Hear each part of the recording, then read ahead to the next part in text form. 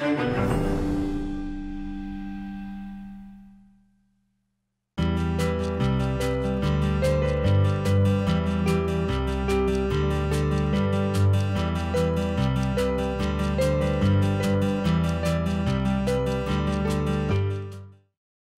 I'm Dr. Daniel Amen. I am here to tell you that you are not stuck with the brain you have. You can make it better, and I can prove it.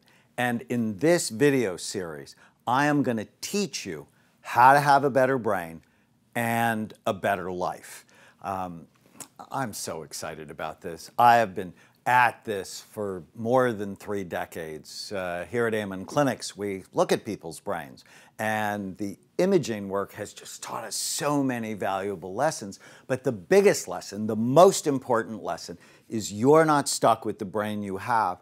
You can make it better. So if you struggle with anxiety, if you struggle with depression, if you struggle with a lack of attention or temper problems or memory problems, it doesn't have to be that way. That's what's so exciting in my life. And it's really just doing a couple of simple things that you develop the mindset of somebody who loves and cares for their brain and is just doing the right things. Because you have to ask yourself, what has having a troubled brain or a brain that's not been working effective cost you in your life? Maybe with bad decisions. I mean, you know, the thing that causes people to live long or not long, the thing that causes people to have money or not have money, the thing that helps relationships be good or not good is the quality of your decisions. And if your brain's not working at its peak performance, your decisions will never be what they could. I mean, imagine having full control over your decisions. You know what you want, and you're actually able, over time, consistently to act in a way to get you what you want. I mean, how exciting would that be to have that kind of control over yourself? What does your brain cost you in terms of your mood? Being sad, being mad, being irritable, being negative, because that's what happens when a brain is not fully optimal.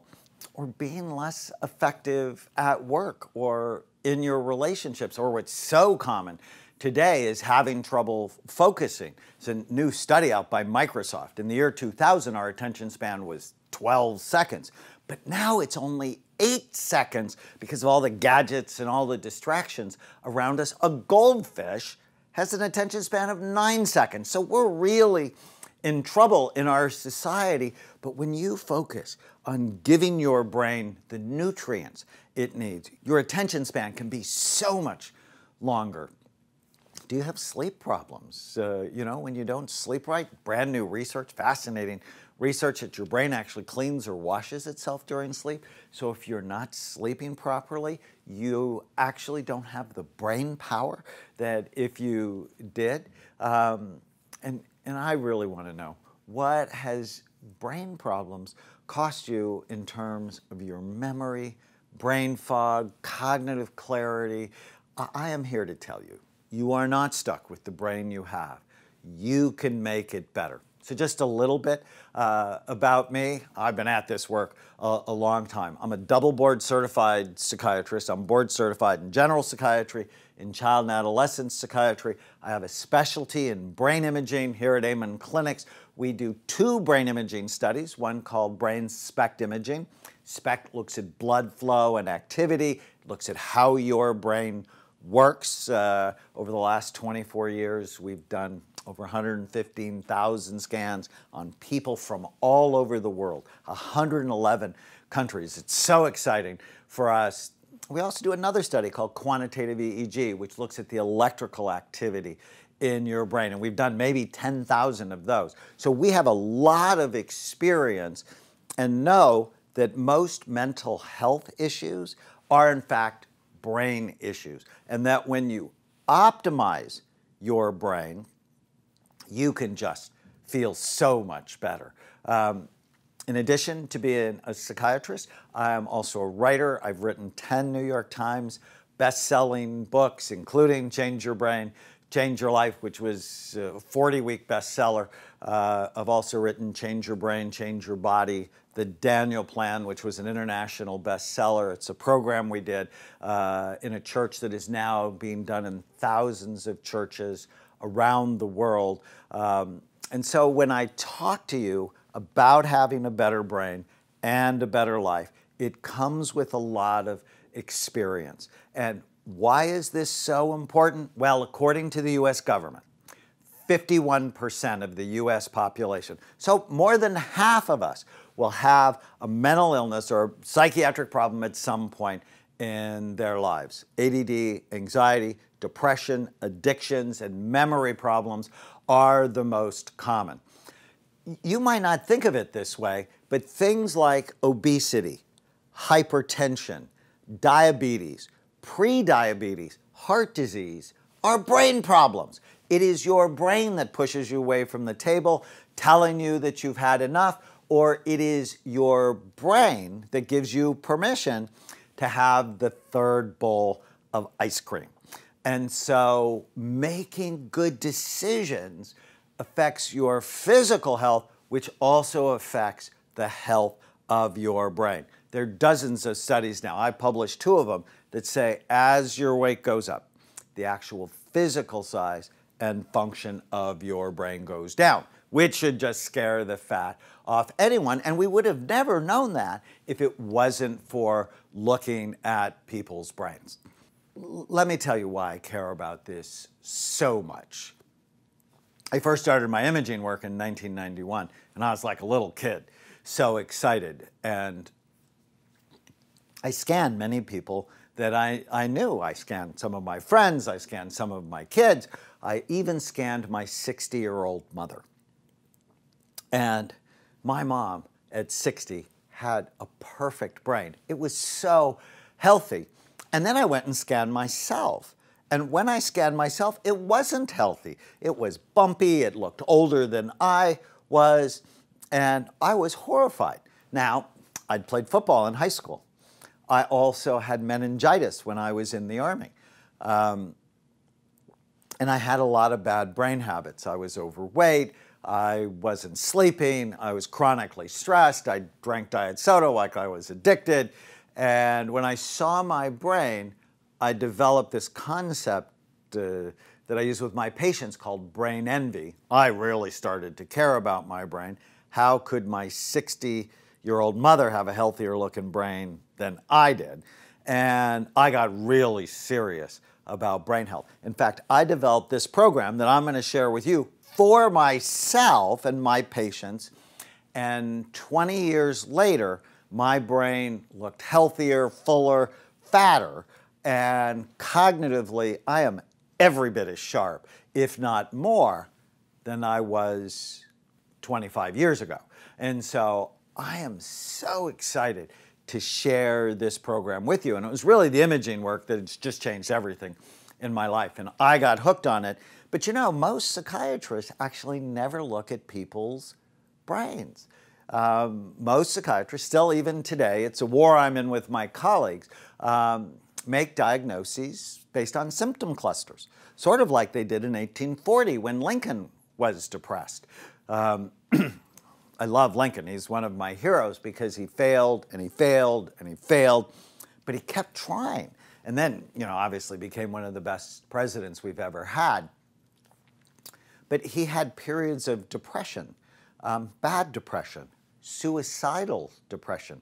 And in the winter of 1840, he went to his doctor, Anson Henry. And how did Dr. Henry diagnose him with depression? He talked to him, he looked at him, he looked for symptom clusters, and then he diagnosed and treated him. Well, that's exactly what happens today. If you go to a psychiatrist or your family doc, they'll talk to you, they'll look at you, they'll look for symptom clusters, and then they'll give you medicine, which I think is just crazy. So since about 1992, 1993, I've been at a war with my colleagues because I'm like, how do you know unless you look? Stop lying. If you don't look, you don't know. But with the criticism I got, and if you knew me personally, you would know I'm a bit anxious and I have this flaw of I like it when people like me. I don't really want to be in a fight with you. And so I was anxious and upset about all the controversy. I knew what I was doing was right, and it helped my patients get better faster.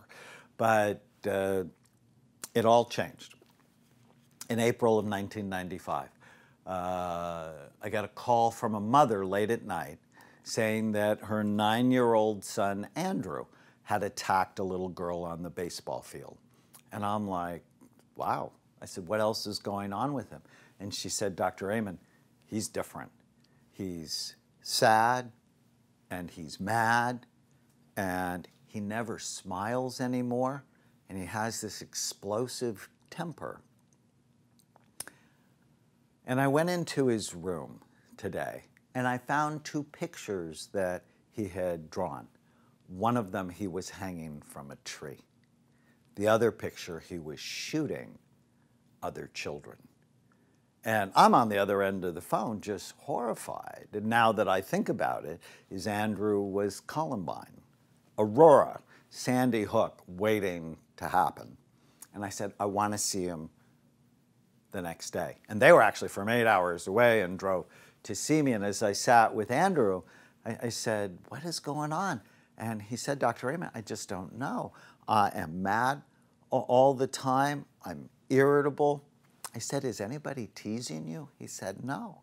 I said, is anybody hurting you, bullying you? No.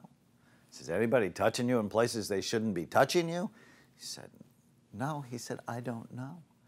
And in my mind, based on all the imaging work, I went, I need to scan him. He probably had a problem in his left temporal lobe, which is an area we had already associated to violence. I actually went with him to the imaging center and held his hand. As he got scanned, he had a little teddy bear in the other hand. And the scan was very unusual. It actually showed that he was missing his left temporal lobe. I'd never seen that before. And I looked to my friend who is my mentor, and he wrote down cyst, stroke, tumor. And so we got an MRI that day, and what we found is he had a cyst the size of a golf ball occupying the space of his left temporal lobe. And I was glad we had a reason to explain his behavior, sad that he had a significant medical problem. And then I called his pediatrician and I said, you find someone to take this out, because he was from Southern California. At the time I was living in Northern California, and the pediatrician called me back 3 days later. He said, oh, the neurologist didn't think the cyst had anything to do with his behavior, and they wouldn't operate on him until he had real symptoms. And I remember jumping down that pediatrician's throat. I said, what do you mean? I have a homicidal, suicidal child. How much more real can the symptoms get? And he got nervous and he said, well, I think they mean things like seizures. And I talked to a number of other doctors who told me the same thing. But if I'm good at anything, it's being persistent. And so I called, actually, the pediatric neurosurgery department at UCLA and talked to Jorge Lazareff. Dr. Lazareff was the pediatric neurosurgeon. In fact, you may remember him. He's the neurosurgeon who separated the Guatemalan twins at the head. And he was famous to me before then because he said, Dr. Amen, when these cysts are symptomatic, and obviously they are in Andrew, we take them out. And after surgery, I got 2 calls. One from Andrew's mother, who said, oh my God, I'm so grateful to you, because when Andrew woke up from surgery, the surgery went really well. He smiled at me. She said he hadn't smiled for a year. And then I got a call from Dr. Lazareff, who said, oh my God, Dr. Amen, I'm so glad you sent him to us, because that cyst was not a normal one. It was so aggressive that it actually thinned the bone over his left temporal lobe, that if he would have been hit in the head with a basketball, it would have killed him instantly. Either way, he would have been dead in 6 months. And this story is really important to me, Because Andrew's my nephew. He's my godson. And when I think of it, and I think of all the people who've had troubled behavior, it's so easy. The easy answer is to say, he's bad or she's bad. Nobody's ever thinking about the actual physical functioning of the brain. And quite frankly, when your brain works right, you work right. And when the brain is troubled, for whatever reason, a head trauma, a cyst, toxic exposure, an infection, you've not done a good job of taking care of it, then your behavior is off. But now, 18 years later, Andrew's employed, he owns his own home, he's a great son, he's a great nephew, he's able to live his life independently and effectively. And it was really that moment, that story, that caused me to not be anxious anymore, but to tell people, if your behavior's off, you should come and have somebody look at your brain. Because without it, people are without maps. But what I've also discovered is there's so many wonderful, simple, practical things you can do to keep your brain healthy. But the first thing you have to do is care about it. If you don't care, then you will let your bad habits slip you or move you down a slide that you are not going to like. Because what we've seen, looking at thousands of scans, is as we age, our brain just gets less and less active. But the exciting news is you are not stuck with the brain you have. You can make it better, and I can prove it. We actually did the world's biggest and largest study on active and retired NFL players. Brain damage, rampant. I'm not the only one that says that now. Brand new study just came out a few weeks ago. 96% of the players they have autopsied have had serious brain damage. So what's the framework? I mean, how do you really get well? Well, let me tell you what we do here at Amen Clinics. We look at brain systems. We look at what they do, what happens when things go wrong. I talk about it in all my work. We look at your prefrontal cortex, temporal lobes, cingulate gyrus. And in my work, which you can learn more about, I want you to know, well, what systems are likely to be troubled and what can you do about it? Now, a lot of people go, oh, but I have to get a scan. Well, a long time ago, I realized not everyone can get a scan. So based on thousands of scans, I developed a series of questionnaires to help you know what system may be troubled and then specifically what to do about it. The second thing is you have to have brain envy. I mean, you have to care about your brain because it controls everything you do. And the reason most people don't care about the brain, you can't see it. So you can see the wrinkles in your skin or the fat around your belly, and you can do something when you don't like it. And that's why I love imaging, because it immediately changes people's behavior because they start caring. But I want you, just listening to this video series, to really start caring about your brain. So, assessment, either do that with imaging. We have some online tools for you and questionnaires to help you with assessment. And then optimization. It's so interesting. Most people get their labs done and they're happy if they're normal. Well, what I've learned is normal, quite frankly, is sick. That 50% of people 85 years and older will be diagnosed with Alzheimer's disease. That's normal, and I want no part of it. That 51% of the US population will have a mental illness at some point in their life, ADD, anxiety, depression. That's normal, and I don't want any part of it. So, for example, I want you to know your BMI, body mass index, your C-reactive protein, it's a measure of inflammation, blood sugar levels, fasting blood sugar levels, vitamin D, ferritin. And I don't want those levels to be normal. I want them to be optimal, and I'll help you know what they are. So assessment, optimize your numbers. Your brain needs to heal in multiple ways. You need to help your brain stay healthy in multiple ways. So that means not having inflammation. So working with anti-inflammation, things like fish oil can be really helpful. Boosting blood flow to the brain. Nutrient support, blood sugar stabilization, energy for the brain. So there are all these mechanisms that I'll help you learn much more about. And then you want the short course on preventing Alzheimer's and decreased accelerated aging, is you have to prevent all the illnesses that are associated with it, from head trauma, alcohol abuse, smoking, obesity, hypertension, heart disease, sleep apnea, insomnia, untreated ADD, untreated depression.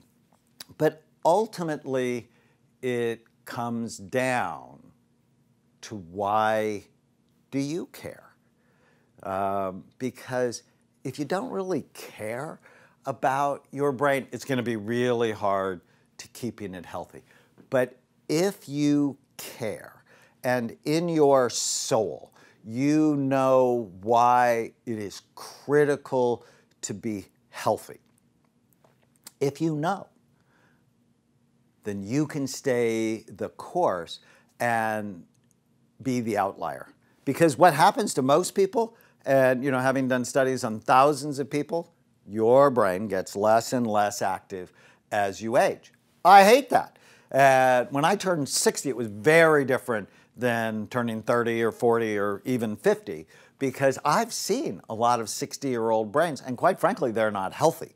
They just get less and less active. And with that comes more depression, comes more difficult behavior, less impulse control, poor memory, and brain fog.